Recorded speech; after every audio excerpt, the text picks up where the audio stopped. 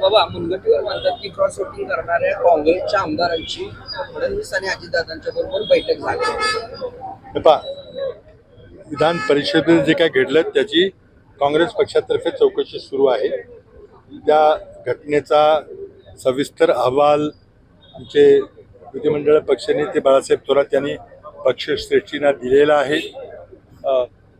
त्यानंतर पक्षश्रेष्ठी जो काही निर्णय घेतील तो अंतिम निर्णय असेल। यामध्ये विश्वजित कदमांचा समावेश आहे असं भास्कर जाधव असं कोणावरही काय आरोप करू नका। असं काही जेव्हा त्यावर जर त्यांच्यावर कारवाई झाली तर सांगा तुम्ही। त्यामुळं तो अहवाल श्रेष्ठींच्याकडे आहे आणि श्रेष्ठी त्यावर निर्णय घेतील। प्रचार झाला की दणदणीत विजय झाला वगैरे असं काही नाही।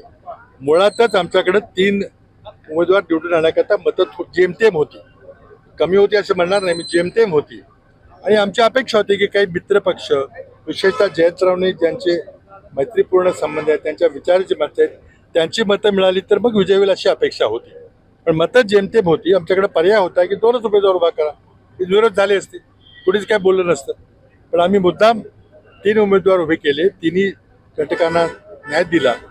परंतु जयंतरावांच्या अपेक्षेप्रमाणे त्यांना त्यांची मिळाली नाहीत, आमच्या अपेक्षेप्रमाणे आमची काही मतं फुटली।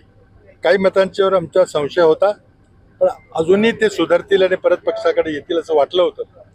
त्याचा अहवाल श्रेष्ठींच्याकडे गेलेला, आमच्या पक्षात जे घडलंय ते घडायला नको होतं, तर त्याचा अहवाल श्रेष्ठींच्याकडे गेलेला आहे।